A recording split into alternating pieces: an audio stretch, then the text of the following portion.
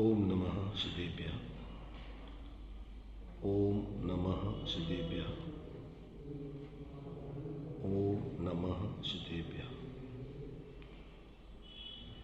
मंगलम भगवान वीरो मंगलम गौतमो गणी मंगलम कुंद कुंदाद्यो जैन धर्मोस्तु मंगलम सर्वमंगल मांगल्यम सर्वकल्याणकारकम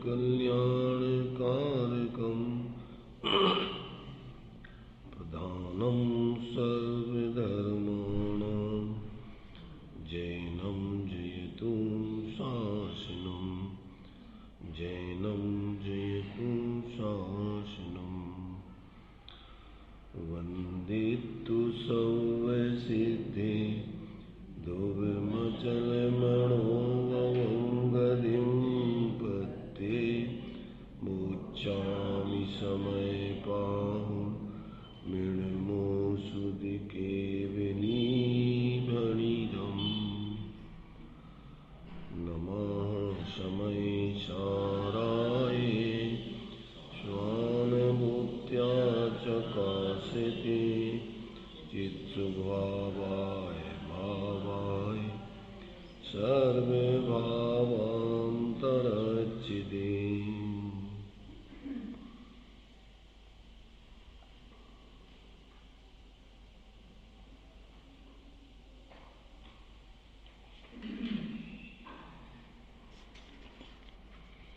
समय सार जी कर्ता कर्म अधिकार 97 नंबर की गाथा के बाद जो 6 कलश दिए हुए हैं उसमें अज्ञानी और ज्ञानी का स्वरूप स्पष्ट किया है, क्योंकि अज्ञान से कर्म बंद होता है, ज्ञान से कर्मों का बंद नहीं होता है। ऐसा यहाँ पर आचार्य देव ने सिद्ध किया है। अज्ञान में मिथ्या दर्शन ज्ञान चारित्र तीनों को लिया है और ज्ञान में सम्यक दर्शन ज्ञान चारित्र को लिया है, क्योंकि ज्ञान माने भेद विज्ञान, सम्यक ज्ञान। जहाँ से सम्यक ज्ञान होता है वहाँ सम्यक श्रद्धान और सम्यक आचरण भी होता ही होता है। इसलिए सम्यक दर्शन ज्ञान चारित्र से कर्मों का आश्रव बंध नहीं होता है, संवर निद्रा पूर्वक मोक्ष होता है और अज्ञान पूर्वक अर्थात मिथ्या दर्शन ज्ञान चारित्र पूर्वक आश्रव बंध होता है और संसार में जीव परिभ्रमण करता है। इस बात को यहाँ इन 6 कलशों में अज्ञान क्या है, ज्ञान क्या है, उस बात को स्पष्ट किया है। तो अभी अपन ने 3 कलशों की चर्चा कर ली थी। 2 कलशों में तो अज्ञानी की सिद्धि की है, किस प्रकार से वो संयोगों में एकत्व ममत्व करके संयोगी भाव पूर्वक अज्ञानता से जीता रहता है। और इस 59वें कलश से यहाँ भेद विज्ञान हो जाने के बाद फिर ज्ञानी जीव कैसे कर्मों का अकर्ता होता है, कैसे वह अपना जीवन जीता है, वस्तु स्वरूप के बारे में कैसा विचार उसका चलता है, इन सब बातों को स्पष्ट किया गया है। तो 69वें कलश में अपन ने पढ़ लिया था कि जिस प्रकार से हंस दूध और पानी को पृथक पृथक जानता है, अकेला जानता ही नहीं है, दूध को ग्रहण करता है और पानी को छोड़ देता है, ऐसे ही सम्यक दृष्टि रूपी परमहंस ज्ञानी धर्मात्मा शरीर आदि रागादिक को भिन्न करके उनसे पृथक अपने ज्ञान स्वरूप आत्मा को ग्रहण कर लेता है और पर द्रव्य पर भावों को छोड़ देता है और उससे निरंतर जो है वो स्वाश्रय को ग्रहण करता हुआ पर्याय में विज्ञान घन होता हुआ मोक्ष मार्ग की सिद्धि करके मोक्ष की सिद्धि करता है। ये बात यहाँ पर सिद्ध की है। तो अभी 59वां कलश अपना हो गया था। अब 60वें कलश में और भी विशेष स्पष्टीकरण यहाँ पर करते हैं उसी बात को। ज्ञानादेव ज्वलन पैसो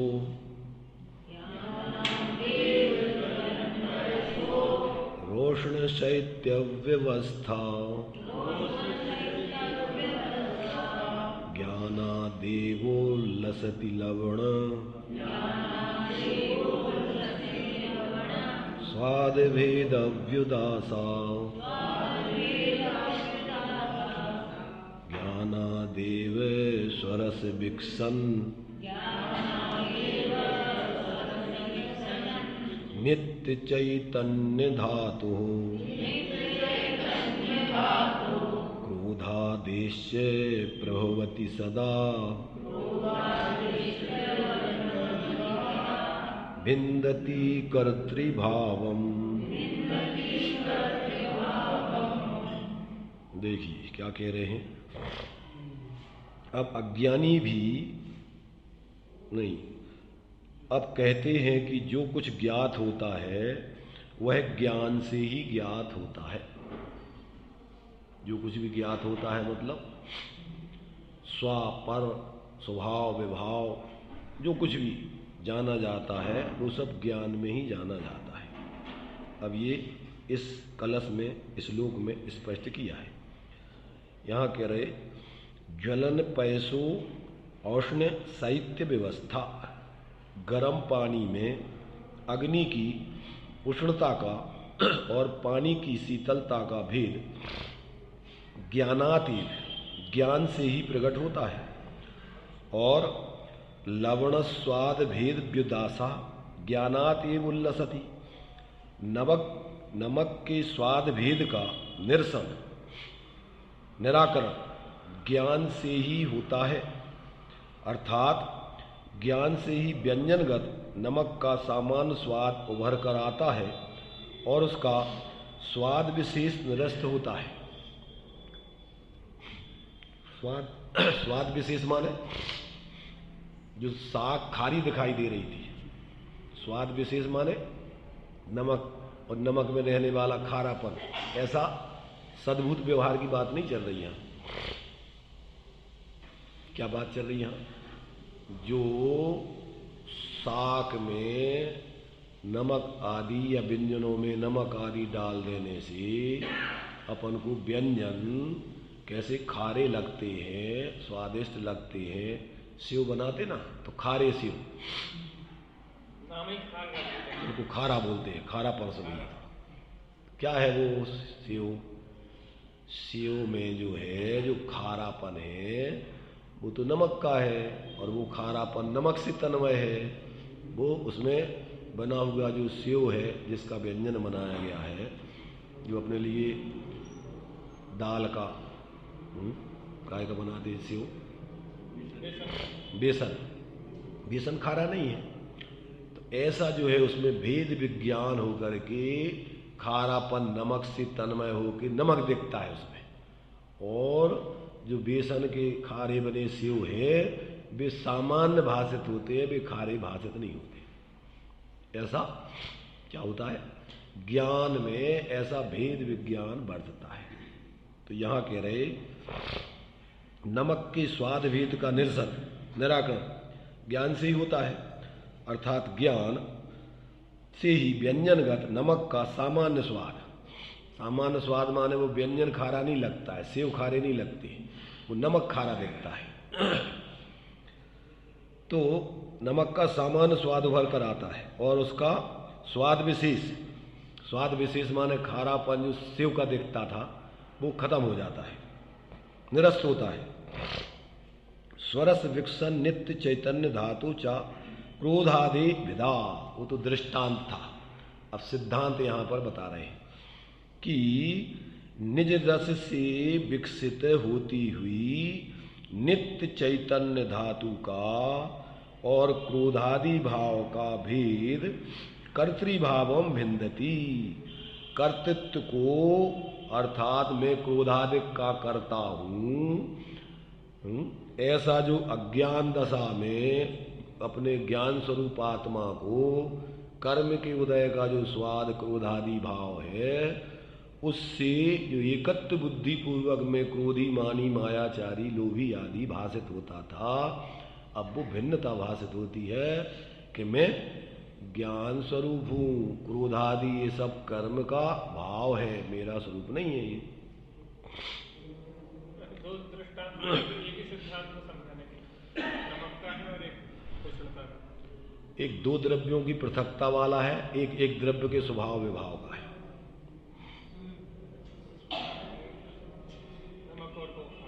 नमक और सेव तो दो द्रव्य अलग ही अलग है, परंतु जो पानी की उष्णता है वो कोई दो द्रव्यों वाली नहीं है। वो कर्म के उदय का भाव एक तो पौद्गलिक क्रोधादिक और उसके निमित्त से होने वाला आत्मा में होने वाला क्रोधादिक।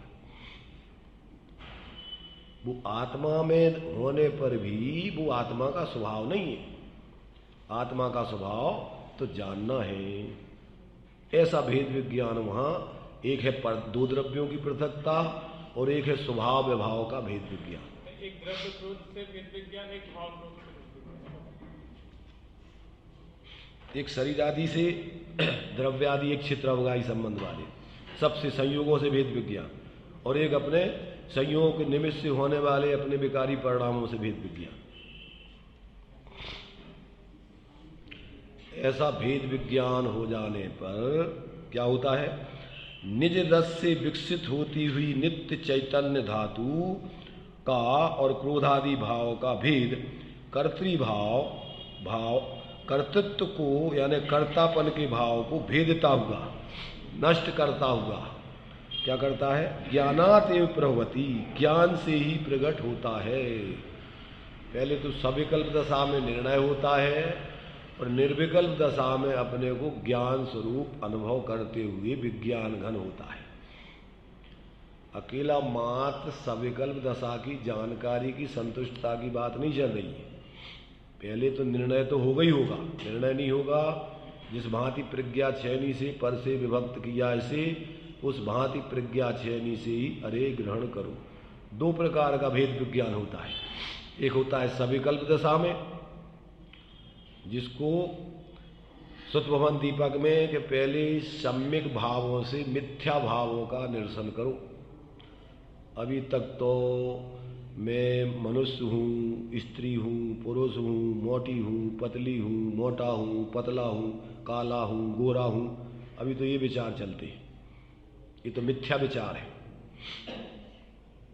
अभी तो जिनवाणी के आधार से, आगम के सेवन से, युक्ति तर्क के अवलंबन से, ज्ञानियों के परापर गुरुओं के उपदेश से, पहले तो सविकल्प दशा में सम्यक विचार हो कि ये जो शरीर आदि है ये मैं नहीं हूँ, ये तो संयोग रूप अघातिया कर्मों के निमित्त से मिला हुआ नो कर्म है। ये भले ही अभी इस शरीर में रहते हुए आत्मा एक क्षेत्रावगाही संबंध रूप रह रही है।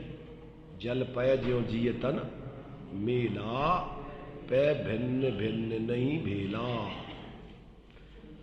तो प्रगट जो दे धन धामा, क्यों होए मिल एक सुत रामा। जब ये शरीर ही आत्मा नहीं, आत्मा का नहीं, तो बाहर में रुपया, पैसा, मकान, दुकान, परिवार, कुटुंब, देश, ये हमारा कैसे हो सकता है।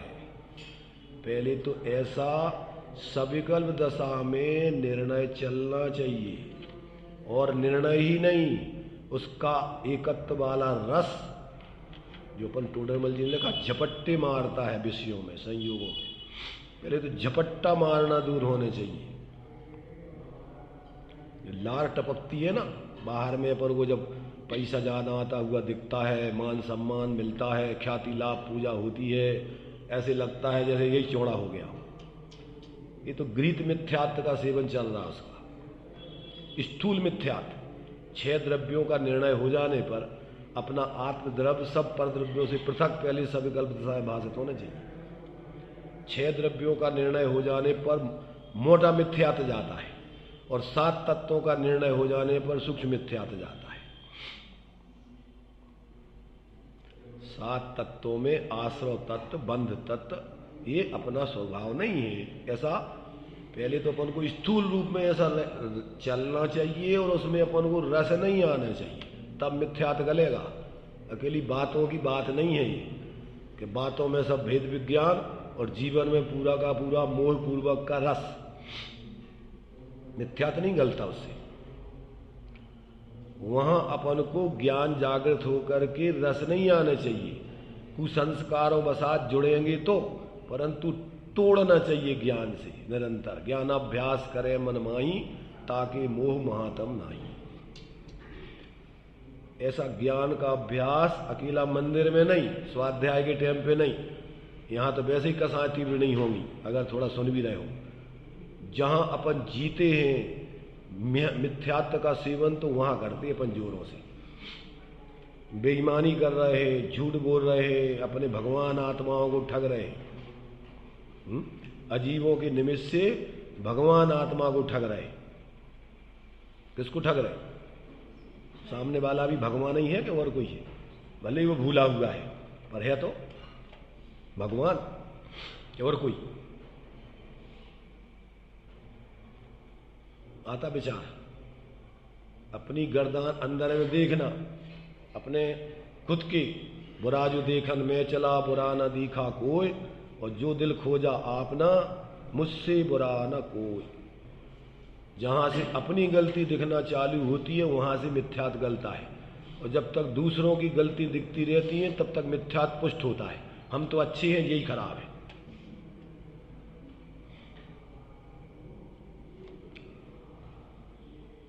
विचार करना कि हमारे जीवन में अभी मात्र सिर्फ ऊपर के तल पर ही धर्मात्मपना, ज्ञानीपना, स्वाध्यायपना चल रहा है कि 24 घंटे अपने जीवन के तल पे चलता है स्वाध्याय।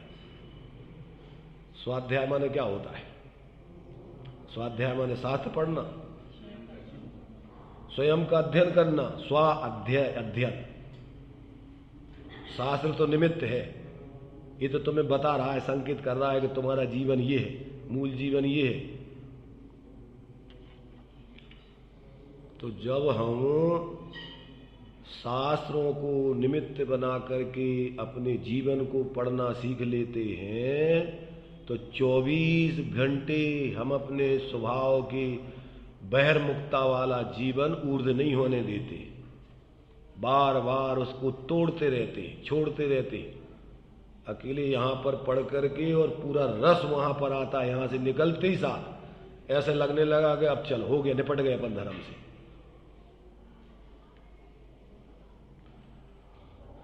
सुनने में थोड़ी रुचि कम आएगी, सुनने में थोड़ा रस कम आएगा, क्योंकि अपन को तो राग में रस आता है। धर्म के क्षेत्र में भी अपन को संगीत के साथ में अगर पूजा की जाए तो रस आता है, और अकेला सामान्य रूप से पढ़ते हुए करें तो अपन को रस नहीं आता है। काय का रस है वो?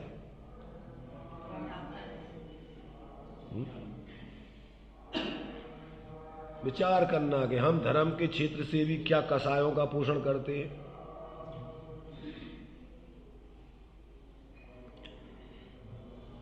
यहां आपको सविकल्प दशा में अभी पहले भेद विज्ञान कराया जा रहा है। किस स्थिति में चल रहा अपना भेद विज्ञान? अभी अपन सविकल्प रूप में निर्णय कर रहे हैं, निर्णय के तल पर। अगर शास्त्र में लिखा है, अपने ज्ञान में भी उसके अर्थ का भाव भाषण हो रहा है, तो सविकल्प दशा में स्वाध्याय है। और यदि शास्त्र में ही पढ़ा है, लिखा है, शब्द बोल रहे हैं पर उसका भाव अपने जीवन में घटित हो ही नहीं रहा है, तो अभी स्वाध्याय नहीं हो रहा। सविकल्प व्यवहार से भी स्वाध्याय नहीं चल रहा है।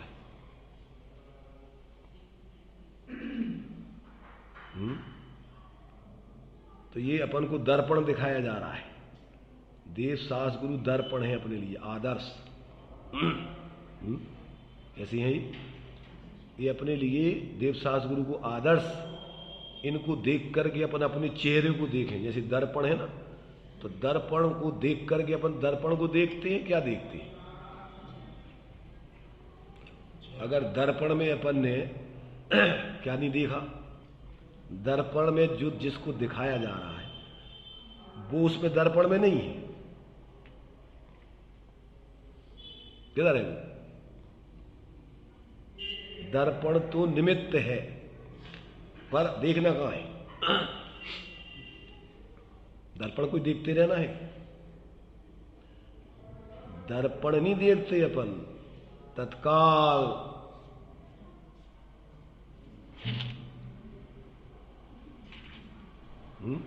किधर देखते? करते कहाँ है? कार्य कहाँ करते? दर्पण में। उधर देखते जाते हैं और इधर सुधारते जाते, इधर सेटिंग करते जाते। ऐसे ही अपन क्या करना, इधर पढ़ते जाओ और उधर सेटिंग करते जाओ, अंदर में सेटिंग करते जाओ। अरे अपनी तो ये बहुत विसंगति चल रही, ये तो बहुत गंदगी चल रही है अपनी परिणति में। कहाँ अपन एकत्व मत करके जी रहे, किस में रस ले रहे? इधर तो कह रहे कि अपना स्वरूप शांत निराकुल है, ज्ञाता दृष्टा है, और ये सब संयोग संयोगी भाव अपना स्वरूप नहीं है। तो जब अपन जहां जहां इस प्रकार की विकृति आती है, जब अपन को अज्ञानता से मोह से, तत्काल अपन को लगना चाहिए करे तो हम चेहरा गंदा कर रहे हैं।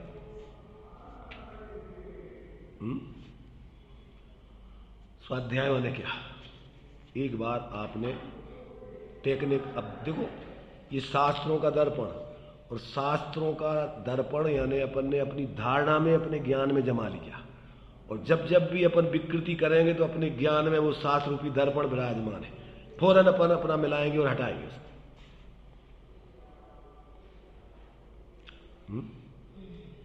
पुस्तकस्त यथा तु विद्या पर हस्तगतम धनम कारी काले समुत्पन्ने नासा विद्या नासा धनम। क्या अर्थ हुआ? सुनो भाई सुनो, समझो थोड़ा शांति से, अपनी धारणा वाला स्वाध्याय छोड़ के थोड़ी यथार्थता वाला स्वाध्याय करने का अभ्यास डालो। हमने क्या कहा? पुस्तकस्त यथा तु विद्या पर हस्तगतम धनम कारी काले समुत्पन्ने नसा विद्या नसा धनम। अब उसकी हिंदी बोलते हैं।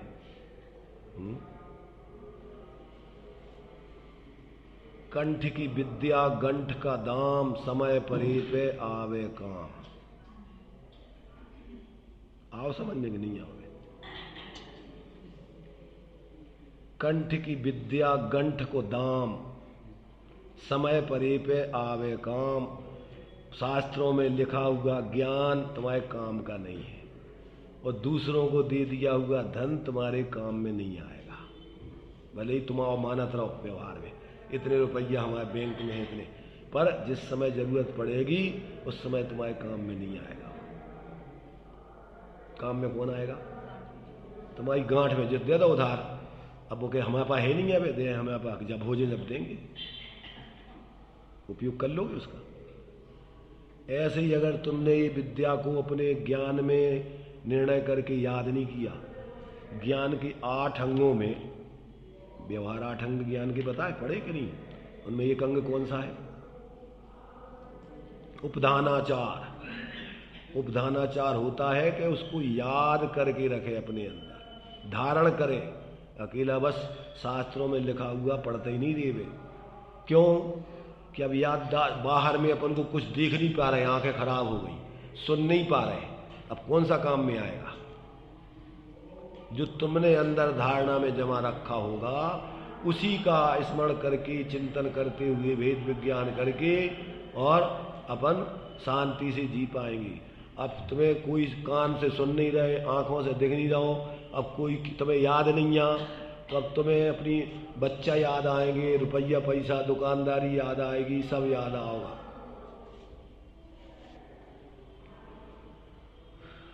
कौन सा काम आएगा? जो तुमने सुन समझ कर की धारणा में, जो निसर्गत सम्यक्त का कारण कौन सा बनता है? जो पूर्व में तुमने सुन के लब्धि में जमा रखा है। अब उते कोई तुम्हें सुनाने वाला नहीं मिले, देव सास गुरु नहीं मिले, तो भी तुमने जो अंदर सुन रखा है वो तुम्हारे काम में आ जाएगा, आ सकता है, अगर ईमानदारी से तुमने सुना होगा।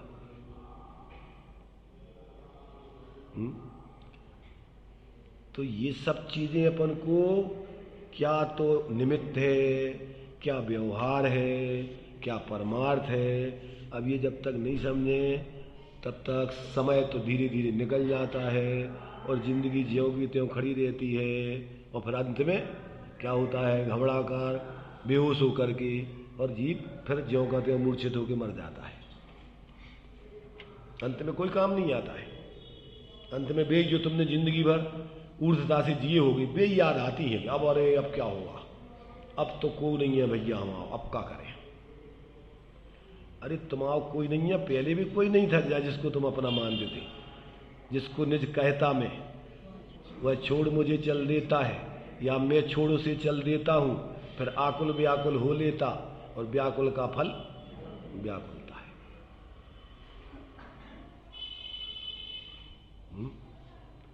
तो परमार्थ से तो अपना एकत्व भक्त आत्मा ही शुद्धात्म, और पंच व्यवहार से पंच गुरु जग में शरणा दो, और मोह उदय तो पंच गुरु में जिनवाणी भी आ जाती है, देव सास गुरु यही तुम्हें शरणभूत हैं। 5 परमेष्ठी आ जाते तो 5 परमेष्ठी तुम का कर दें। उनका उपदेश जब तक तुम नहीं सुनोगे समझोगे तो उनसे कल्याण थोड़ी हो जाए, तुम मुझे देव सास गुरु अपने लाने बताओ। देव सास रतन सब 3 रतन करता है, तो शास्त्र अपन को कल्याणकारी है, उपदेश उनको कल्याणकारी है, बाकी तो पंच परमेष्ठी भी अपने हैं, तुम्हें क्या मिले उनसे, तुम्हें क्या दे दें।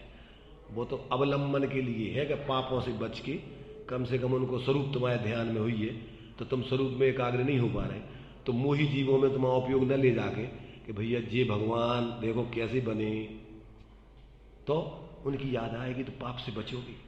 पर उनने तुम्हें जो बताई है अगर वो ध्यान में नहीं होगी तो कल्याण नहीं होना। अकेले पंच परमेष्ठी तुम्हारा कल्याण नहीं कर देंगे। व्यवहार से अवलंबन है वे तो, पर मूल में तो उनने जो उपदेश दिया है वो जीवन में समझ में आए, और फिर अंदर में तुम एकत्व भक्त आत्मा का श्रद्धा ज्ञान लीनता करो तो काम को है वो। उपचार से फिर भी देव शास्त्र गुरु तुम्हारे कल्याण के निमित्त बन जाएंगे, और तुम अपना काम करो नहीं तो वे तुम्हारा कछु नहीं कर दें। चाहे देव शास्त्र गुरु हो चाहे और कोनो साधर्मी हो, अगर तुम उन्हीं के गीत गाते रहो तो अगर बन्ना बन्नी के गीत गाओगे तो क्या मिलेगा, कटोरा कटोरी मिल जाए थोड़ा ज़्यादा। जब पैसा वालों के गीत गाओगे तो थोड़ा बड़ो इनाम मिल जाए, और गरीबों के गाओगे तो थोड़े कम इनाम मिलेगा, बतेसा मतेसा मिलेंगे। अगर तुम विशेष विशेष महापुरुषों के गीत गाओगे तो थोड़ा पुण्य ज़्यादा बन जाए, और थोड़े सामान्य पुण्य करोगे तो थोड़ा कम, लोगों की महिमा करोगे तो कम पुण्य बनेगा, पर उससे तुम्हारा कल्याण तो नहीं हुई।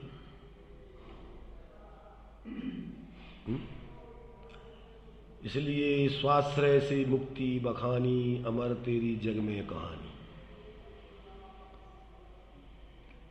जब तक जीव को अपने आत्मा का अवलंबन नहीं होता है, पहले तो निर्णय होता है, आगम का सेवन, युक्ति का अवलंबन, इससे तो आप निमित्त रूप में आगम और सविकल्प दशा में निर्णय अपना, प्रमाण नयाभ्याम युक्ति। निर्णय किससे होता है? नए प्रमाण नए पूर्वक वस्तु स्वरूप का निर्णय होता है, प्रमाण नयाभ्याम युक्ति कहते हैं उसी को। युक्ति कहो, उसी को क्या कहो, उसी को तर्क कहो। तो आगम का सेवन, युक्ति का अवलंबन, कौन सी बात कौन सी विवक्षा से कही गई है। वस्तु तो सामान्य विशेषात्मक भेदा भेदात्मक जैसा है वैसे ही है, पर अपन को ये कथन किया जा रहा है तो किस विवक्षा का है, ये ज्ञान में होगा। और फिर काय के लिए जब विवक्षा बता रहे, पर्याय को स्वभाव बता रहे तो काय को बता रहे, और पर्याय का विभाव बता रहे तो काय को बता रहे। आत्मा द्रव्य पर्यायात्मक है, कैसा है? सामान्य रूप भी है, विशेष रूप भी है। अब अपन को क्या करना है कि आज तक अपन ने ऐसे सामान्य विशेषात्मक आत्मा के सही स्वरूप को नहीं जाना। या तो एक कान से अपन ने सामान्य ही आत्मा मान लिया, या एक कान से विशेष ही मान लिया, और या फिर सामान्य विशेष तो छोड़ो, अपन ने सामान्य विशेष से पृथक शरीर आदि परद्रव्यों को ही आत्मा मान लिया। परद्रव्य गुण पर्यायों में अहंकार ममकार, पहले तो गृहीत मिथ्या चल रहा अनादि, अगृहीत कहो इसको। कौन सा भावदीप का में अपन ने पढ़ो, अगृहीत मिथ्यात्व को लक्षण का पढ़ो। पर द्रव्य गुण पर्यायों में अहंकार ममकार बुद्धि दृश्यमान पुद्गल पर्यायों में द्रव्य बुद्धि, अदृश्यमान द्रव्य गुण पर्यायों में अभाव बुद्धि। इसका नाम है अघृत मिथ्यात्व। ये तो अनादिकाल से चल रहा है। कौन कौन सा? पर द्रव्य गुण पर्यायों में अहंकार, ममकार, मैं और मेरे। ये सिखाना नहीं पड़ता किसी को, पैदा होते संगे चालू हो जाता सब।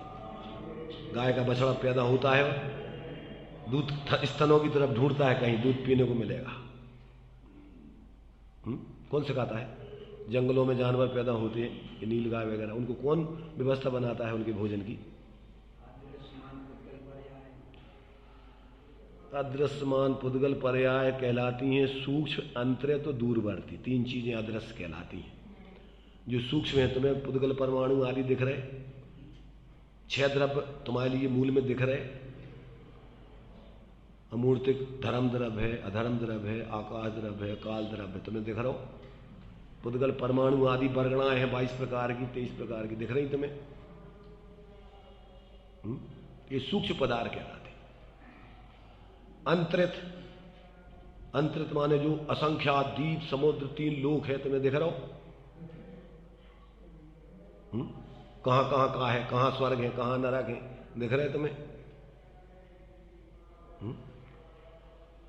दूरवर्ती है ये। और अंतरित काल से, अनंत काल पहले कितने तीर्थंकर का होगा तुम्हें पता, दिख रहे तुम्हें? तुम्हारे पिताजी के पिताजी हो गए, तुम्हें दिख रहे? तो ये सब काल से क्या है? अंतरित है। जो भूतकाल भविष्य काल में जो होंगे, हो चुके, अभी अपन को नहीं दिख रहे। पर भगवान के ज्ञान में तो सब है कि नहीं है? सकल द्रव्य के गुण अनंत पर जाए अनंता, जाने ये कई काल प्रगट केवली भगवंता। तो ये सब भगवान आगम से समझते हैं। जो सूक्ष्म पदार्थ हैं, अब कोई कहता है कि हम नहीं मानते हैं, भगवान को नहीं मानते। भगवान को नहीं मानते तो वस्तु व्यवस्था ही नहीं मान सकते। कौन बताएगा तुम्हें? तो ऐसे जो सूक्ष्म हैं, जो अंतराल हो गया है काल से, और जो दूर क्षेत्र में स्थित हैं, उनको नहीं मानता अज्ञानी मिथ्या दृष्टि जी। क्यों? कि जो दिखता नहीं है हम नहीं मानते उसको, जो दिखेगा उसी को मानते हम तो। ये अघृत मिथ्या अनादिकाल की ये मूर्ता है जीवों की। अपनी 1.5 अकल से सब कुछ निर्णय करना चाहता है। तो ये अघृत मिथ्यात्व में पर द्रव्य गुण पर्यायों में अहंकार, ममकार, मैं और मेरा। उसको पढ़ो, अपन ने बहुत पढ़ा है। अकेला एक बार पढ़ने का नहीं है, वो पढ़ते ही रहने का है। जब तक, कब तक भेद विज्ञान करना है कि जब तक ज्ञान ज्ञान में प्रतिष्ठित नहीं हो जाए तब तक ये सब करते ही रहना चाहिए। और अपने अंदर की मूर्ताएं जब तक ढीली नहीं पड़े और अंदर में उस एकत्व व्यक्त की निर्विकल्प अनुभूति नहीं हो जाए, तब तक ज्ञान अभ्यास करना है। अकेले सिर्फ थोड़े समय के लिए नहीं करना है। इधर पढ़ के जाओ, 24 घंटे जहां जी रहे वहां चलते रहना चाहिए, तब मिथ्यात्व गलता है। मतलब यहां तो थोड़े समय रहते, 24 घंटा तो होते पोषण कर रहे हैं अपन मिथ्यात्व को।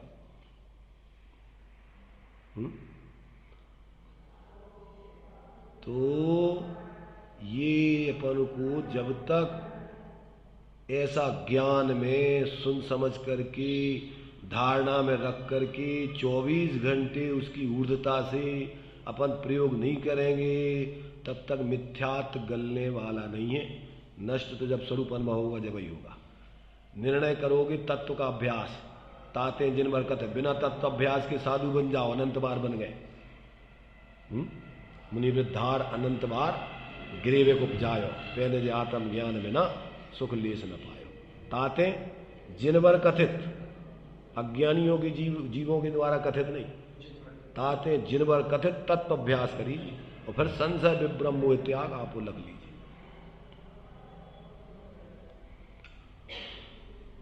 जब तक व्यक्ति को प्राणपण से ऐसा नहीं लगे कि इसके बिना पार नहीं पड़ेगा, अनंत काल हो गया, और अपनी बुद्धि से थोड़ी बुद्धि लगाओ तो अब संसार में सुख कहीं दिखाई दे रहा हो तुम्हें? अनुभव से अपने देखो थोड़ा, अभी तक जितो जी लाओ उसे देखो कौन शांति है। तो पहले तो जी आ जाना चाहिए। सब विध संसार असारा, या में सुख ना ही लगा रहा। अभी अपन को बाहर के संयोगों में भोगों में रस है और उसके ही इकट्ठे करने में रुचि है तो समझ लेना कि अभी बहुत मोटी बुद्धि है, तत्व का अभ्यास ही नहीं है अभी तो। रस उड़ जाता है वहां का, फिर तो अकेला उदय प्रमाण जो व्यवस्था बनती है उसमें जी करके भेद विज्ञान का लक्ष्य करता है वो। और इस काल में तो देखो, इस काल में तो गीत मिथ्यात्व का बोलबाला बहुत है, सम्यक दृष्टि पैदा होती नहीं, पंचम काल है और होंडा अवसर्पणी काल है। तो अपन 16 स्वप्न पढ़े होंगे भरत चक्रवर्ती के, चंद्रगुप्त की, भूत नाच रहे इस काल में तो चारों तरफ भूतेड़ों का खेल चल रहा है सब। कौन से सरकारें देखो आज भूते भूत पूरे चारों तरफ टीवी में और मोबाइल में भूते भूत नाचते हुए दिखते हैं।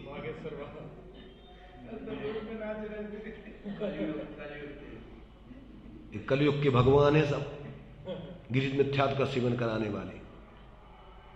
अगर तत्वाभ्यास नहीं करोगे तो ठगाए बगैर रहोगे नहीं। दिया है 16 स्वप्नों में, पहले ही से घोषित है कि पंजब काल में ये सब होगा। ऊपर के देव तो आएंगे नहीं, सम्यक दृष्टि पैदा होंगे नहीं, और सच्चे देव तो है ही नहीं, और सच्चे गुरु भी विरल कहीं मिलेंगे कभी कदाचित। खद्योद्वत सुदृष्टारा दृश्यंते कुचित कुचित, भीड़ नहीं मिलेगी धर्मात्माओं की। सिंहों के लेहड़े नहीं, हंसों की नहीं पात, लालों की नहीं गोरियां, और साधक ना हो जमात। साधुओं की जमातें नहीं मिलेंगी घूमती हुई तुम्हें, विरल होंगे साधक लोग। अपन भीड़ के चक्कर में रहते हैं कि भीड़ इकट्ठी हो जाए तो हम बहुत बड़े धर्मात्मा हो जाएंगे।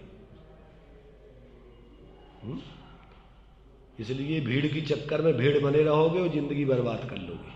अगर तुम आगम का सेवन करके, युक्ति तर्क से निर्णय करके और ज्ञानी गुरुओं का उपदेश सुन के अंदर में अपने एकत्व भक्त की निर्विकल्प होकर आराधना नहीं करोगे और अनुभव करके मिथ्यात्व को नहीं गलाओगे तो यह मानस पर्याय सुकुल सुनना जिनवाणी और ये भी दिगाई ना मिले सुमणियों, आगे फिर बहुत मुश्किल है मिलना, ध्यान रखना। श्रीमद जी ने लिखा कि इस काल में कोई सम्यक्त को पाले तो समझ लो कि स्वयंभू लवण समुद्र को पार कर गया हूं। ऐसा है इस काल में, अपनी हाथों से उसने स्वयंभू लवण समुद्र, क्योंकि मिथ्यात्व ही अनंत है तो ये ऐसे ही स्वयंभू लवण समुद्र तो जिसका पार सामान्य व्यक्ति नहीं पा सकता है।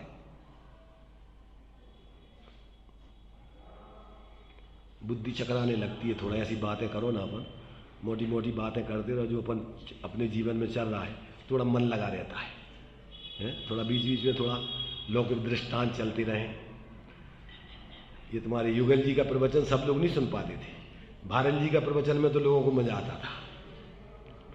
एक रिक्शा वाले का कहानी ले ली तो पूरे प्रवचन में वो पूरे उस रिक्शा वाले पे पूरा प्रवचन एक हो जाएगा, को तो एक दूसरे दिन तक भी चलता रहेगा।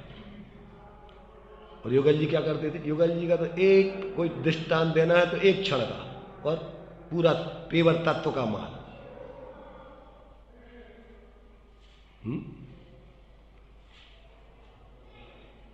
तो अपनी बुद्धि ये बताओ कि ये चर्चा अपनी चलती है तो लगती है कि अपन को निराशा उदासी आने लगती है, तो फिर अपन उस हिसाब से चर्चा करें। अगर अपन को सूक्ष्मता वाली गहराई वाली चर्चा में मन नहीं लगता हो, अलग अलग क्वालिटी रहती है ना लोगों की। और सुनो, अकेली एक प्रकार की चर्चा में कोई दम नहीं है, सिद्ध तो करना है उस एकत्व भक्त को ही, और आचार्यों ने सारी ये बातें उसी एक के लिए समझाने को लिखी है। अकेली एक ही गाथा नहीं लिखी, ये सब एक ही को समझाने की लिखी है, पर गाथाएं अनेक और दृष्टिकोण अनेक, कहाँ कहाँ तुम्हारी भूलें हो रही उन सब से घुमा करके तुम्हें अपने स्वरूप पर लाते। तो ज्यादातर मोटे मोटे लोगों को जो एक गाथा या दो गाथा है कोई है, बस बे कई सुनाने वाले भी वही, उनने फिक्स कर ली गाथा है कि कोई गाथा है, जहां चाहे सुन लो वही गाथा सुनाएंगे बस। अकेले लोगों के पास टाइम भी नहीं है और रुचि भी नहीं है उस जाति की कि पूरा ग्रंथों को पढ़ के गहराई से पर उसका अध्ययन करके और फिर अपनी मूर्ता कहाँ कहाँ कैसी कैसी होती है उसको निकाल सके।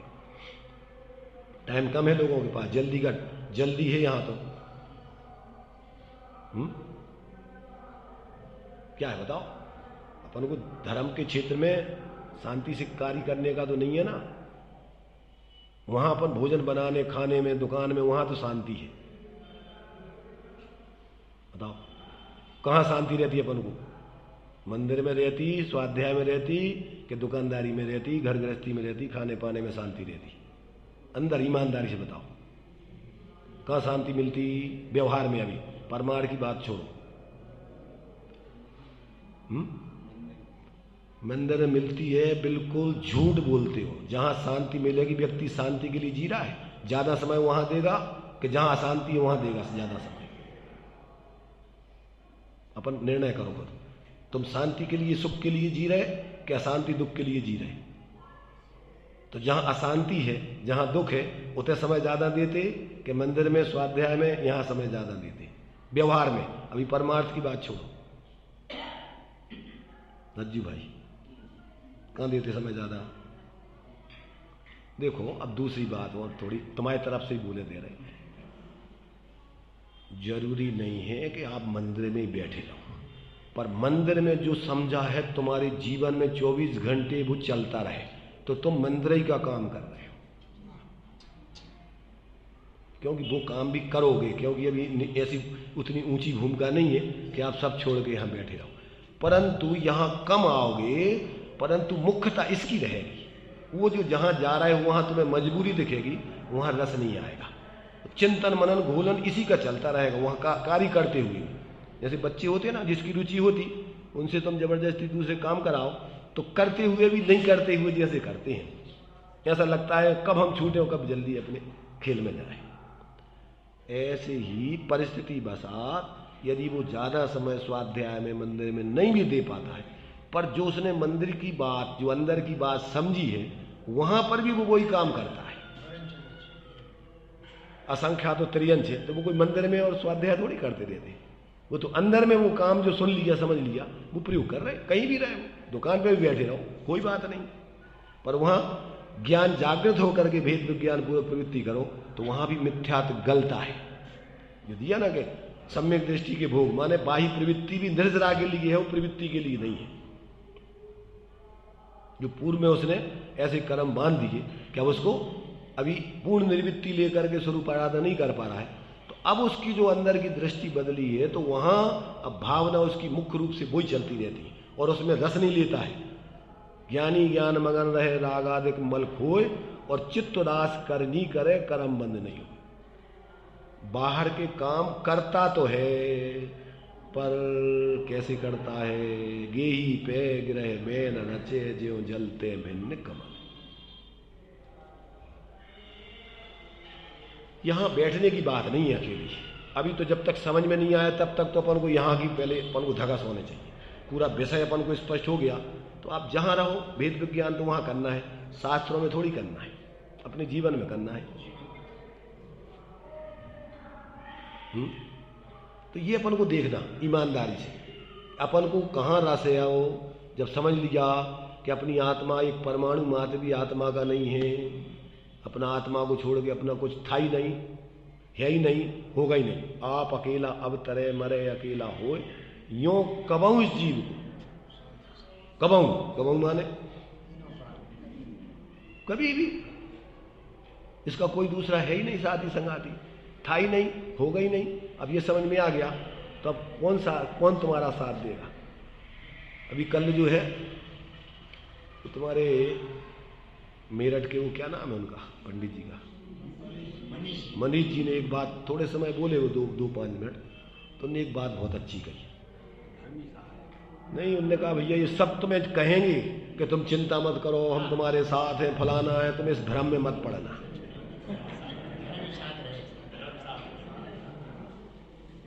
ये सब झूठी बातें हैं पूरी टोटल। हो धर्म हमारा चिर साथी, जग में न हमारा कोई था, हम भी न रहे जग के साथी। ये बात अपने दिमाग में खचित रहेगी तो अपन भ्रमित नहीं होंगे, कहीं पर भी मूर्छित नहीं होंगे। करेंगे तो नाटक, संसार में रहना है तो सब करना तो पड़ेगा, पर एकत्र ममत्व पूर्वक नहीं, वेद विज्ञान पूर्वक करेंगे। तो ये अपन को अगर दिमाग में जम जाए बात, और अपन कहीं भी रहे, फिर कोई चिंता की, फिर कहीं भी देखो, पहले तो बुद्धिपूर्वक अपन ऐसे ही रहेंगे कि जिसमें अपन वास्तव में अपनी धर्म की आराधना विशेष हो, क्योंकि निर्वृत्ति, बाहर से निर्वृत्ति स्वरूप प्रवृत्ति की निमित्त नैमित्तिक संबंध है। जितने भी मोक्ष गए हैं तो वे पूर्ण निर्वृत्ति लेके गए हैं, कि घर गृहस्थी में रह करके गए। जब तक नहीं ले पा रहे मजबूरी है उनकी, परंतु जैसे ही उनको अंदर से आत्मबल आता है और संपूर्ण निवृत्ति लेके फिर स्वरूप प्रवृत्ति पूर्ण रूपेण करते। तो ये अपन को आचार्य देव देखो कैसे कैसे दृष्टिकोणों से क्या क्या बात समझा रहे हैं। अगर इस बात को अपन ईमानदारी से समझेंगे बहुत आनंद आएगा। लोग जब तक अपन संसार में रहेंगे यहाँ भी बहुत आनंद आएगा, क्योंकि झपट्टे नहीं मारेंगे। करना क्या है अपन को जल्दी का, ना तो स्वाध्याय में कोई भी क्षेत्र में, क्यों कि आकुलता ही पाप है, अधर्म है। भोजन भी करेंगे तो कैसे करेंगे? करेंगे भेद नीरस नहीं, शांति से करेंगे। जो लोग मोही जीव होते हैं वे तो जल्दी जल्दी जल्दी दुकान पे से आए दौड़े दौड़े, अरे मर रहे तुम का, दुकान चलावे के लाने तुम्हारी जिंदगी है का, छोड़े आए तो छोड़े आए। पहले जितने भी महापुरुष हुए हैं, पंडित लोग हुए हैं, नौकरी करते थे पर लौकिक कार्य उतना ही करते थे जितनी जरूरत है। नियम ले लिया उनने कि 4 बजे तक हमारे भाग्य से जो मिलना है मिल जाएगा, बस इसके बाद नहीं चाहिए, मिलता था। अथवा पैसों का कि हमें इतनी जरूरत है तो जैसे हो गया, छोड़ के हम अपनी साधना करेंगे। अगर तुम्हारा सही लक्ष्य बन गया तो अब तुम्हें इनकी तो जरूरत ही नहीं है ना। और ये व्यवस्था तो उदय प्रमाण सहज बनती फिर, इसलिए वो फिर पर का स्वामित्व कर्तृत्व पूर्वक आकुलता करते हुए कोई काम नहीं करता है। लौकिक कार्य भी करेगा भेद विज्ञान से, बड़ी शांति से। जल्दी वाला होगा। हमने एक दृष्टांत सुनाया था ना, रानीपुर में एक सज्जन है, थोक दुकान है उनकी। अब ग्राहक बहुत चलती जैसे दुकान, तो अब भोजन का टाइम हो गया। अब उन्होंने कहा भैया 1 ट्रक हमें माल चाहिए, मैंने धागा वगैरह ही है। उन्होंने कहा भैया अब हमारा भोजन का टाइम हो गया। अरे भैया हमें जल्दी है। तुम्हें जल्दी है तो और कहीं से ले लो भैया, हम कछु यही खिलाने थोड़ी धंधो कर रहे हैं, शांति के लिए हम धंधो कर रहे हैं, तो रोटी तो खाएंगे शांति से कि नहीं। इसलिए हमें नहीं बेचने, आप कहीं और ले लेना, हम भोजन करेंगे शांति से, जब हमारा टाइम होगा जब आएंगे। अब आकुलता हमें बोलना नहीं, बुलाना नहीं, मोबाइल हमारा बंद रहेगा। भोजन करते हुए भी मोबाइल चल रहा है, फोन आ गया, अब वो भोजन ही नहीं कर पा रहा चैन से। क्या हो गया? पंडित लोग भोजन करते करते में प्रतिष्ठाएं करा रहे, मर रहे तुम पंडित। तुमने जो है ब्रह्मचर्य व्रत ले लो और तुम रात दिन मारे मारे फिर रहे, रात दिन कुछ होश ही नहीं है तुम्हें। ख्याति लाभ पूजा मान सम्मान ही के लाने जी रहे तुम। अरे तुम रोटी भी नहीं खा पा रहे चैन से, मोबाइल लेके भोजन करते में बोल रहे। ये आत्मार्थी का लक्षण नहीं है, ये तीव्र मोही जीव का लक्षण है। क्योंकि आत्मार्थी व्यक्ति के जीवन में अभी जब तक स्वरूप शांति नहीं आती तो संतोष वृत्ति तो रहती रहती है, आकुलता में नहीं जीता है। तो ये अपन अपने को देखें कि अगर अपन ने थोड़ा बहुत स्वाध्याय किया है तो लोक में भी अपन शांति से जिएंगे, मारा मारी नहीं करेंगे जल्दी जल्दी की। क्यों कि जल्दी कहाँ जाने, जल्दी जैसे वो कह रहा है कि भैया बहुत जल्दी है, तुम्हें जल्दी जाने तैसे कितने जाने अब तुम्हें। इसलिए स्वाध्याय करने वाला व्यक्ति बड़ा संतोषी विवेकी होता है और जितनी सामर्थ्य है उतना ही जिम्मेदारी लेता है। अपनी जरूरत, अपनी आवश्यक, अपनी सामर्थ्य से ज़्यादा कोई जिम्मेदारी वो नहीं लेता। क्यों कि उसको यहाँ पर कोई ज़्यादा ढेर लगा के थोड़ी जीना है, और इतना कुछ सुख शांति थोड़ी है। इसलिए उसकी कोई ऐसी अपेक्षा नहीं होती कि हमारा इतना हो जाए, बस इतना मिल जाए कि जो हमारा, वो भी अपने तुम्हारी कल्पना से नहीं। पाप का उदय होगा तो बड़े बड़े महापुरुष रामचंद्र जी जैसे 6 कितने 12 कितने साल को 14 साल को वनवास हो, तो अब जब उदय की व्यवस्था है तुम्हारी कल्पनाओं से थोड़ी होगा। इसलिए वो तो हर परिस्थिति में पुण्य पाप के उदय में विवेक पूर्वक शांति से जीता है, उसमें किसी प्रकार की गफलत नहीं करता। तभी वो व्यक्ति मोह को छीन करके भेद विज्ञान पूर्वक आत्माराधना में सफल हो पाता है। और अगर ऐसा विवेक से नहीं जिएगा तो ये जीवन अनादिकाल से अनंत बर्बाद कर दिए, ये भी जाने में कितनी देर लगेगी। ये अपन को इन सारे गाथा श्लोक आचार्यों ने अपने अंदर में स्वरूप का भूलन मनन चिंतन अनुभवन करते हुए सब जीवों को ऐसा आनंदमय जीवन जीने की विधि सिखाने के लिए अपने अनुभव से लिखी है। और अपन भी अगर ईमानदारी से सच्चे अर्थों में धर्म का जीवन जीना चाहेंगे, एक एक गाथा, एक एक आचार्यों के कला से, एक एक वाक्य को उसी दृष्टिकोण से लेंगे जिस दृष्टिकोण से वो बता रहे हैं। ये अपन को ये आत्मा का भेद विज्ञान हो जाता है तो ज्ञान में ही उसके सारे अनेकांत प्रकट हो जाता है। ये विभाव है, ये स्वभाव है, ये स्वद्रव्य है, ये परद्रव्य है, ये द्रव्य स्वभाव है, ये पर्याय, ये सारी चीज़ें उस सम्यक ज्ञान में अनेकांतात्मक ज्ञान में चलती हैं। अपना आत्महित कैसे होगा उसको मुख्य करके इन सारे भेद प्रभेदों को गुण करके वो अपना प्रयोजन साधता है। व्यर्थ के विकल्पों में, फालतू मिथ्यात्व के विकल्पों में वो नहीं जाता। ऐसा इसमें जो है 6 कलशों में सम्यक दृष्टि ज्ञानी जीवों का जीवन और मिथ्या दृष्टियों का जीवन कैसा चलता है, ये कर्ता कर्माधिकार का विषय। अज्ञान दशा में जो कर्ता कर्मपना चलता है और जो ज्ञान दशा में कर्ता कर्मपना होता है, कर्ता कर्मपना दोनों में चलता है।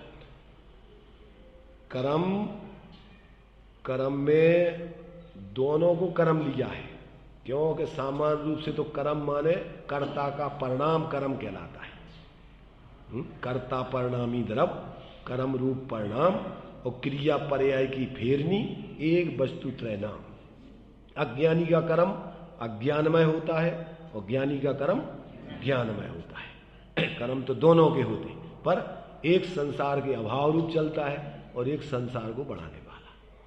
इस प्रकार से इनमें अपन को बहुत सुंदर चर्चाएं आई हुई है, इसलिए अपन इसको बढ़िया शांति से सुने समझे और ज्ञान पूर्वक अपन पहले सविकल्प ज्ञान भेद विज्ञान पूर्वक जिए और अंदर में फिर अपनी आत्मा से अभेद अनुभव करते हुए परिणति में जितनी जितनी स्थिरता होती जाएगी उतना उतना आनंद बढ़ते हुए अपना मंगलमय जीवन होगा।